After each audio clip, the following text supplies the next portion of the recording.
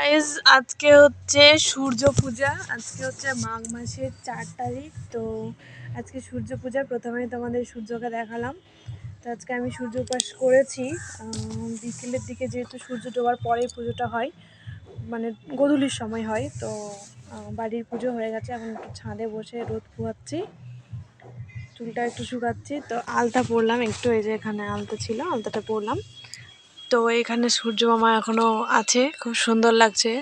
তো তোমরা কে কে সূর্য উপাস করছো অবশ্যই কমেন্ট করে জানাও। আর আমি না আগে ছোটোতে কোনো সূর্য উপাস করতাম না। তো কালী পুজোর উপোস করতাম, কিন্তু আমার এক দাদা ছিল, টিউশন দাদা, নিজের দাদা।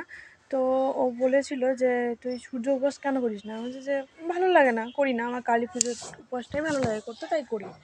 তো সে বলেছিল তখন যে যে আমাদের তাপ দেয়, ঠান্ডার দিনে শীতে বাঁচায়, বা কাপড় জামা আমরা শুকোই, সূর্য অনেক অনেক আমাদের কাজে লাগে। সূর্যের আলো, সূর্যের আলো যদি একদিন না ওঠে তো আমরা কত মন খারাপ করি, গালিগালাজ করি সূর্যদেবকে, এরকম একটা ব্যাপার হয়।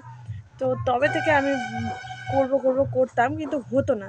ফার্স্ট এই বছর বিয়ের পর আমার শ্বশুরবাড়িতে সূর্য উপাসটা করছি। তো দেখি কতদূর থাকতে পারি, ভেবেছি তো নির্জলই থাকবো। তো দেখা যাক কতদূর থাকতে পারি। টাটা বাই, দেখা হচ্ছে পুজোর কাছে।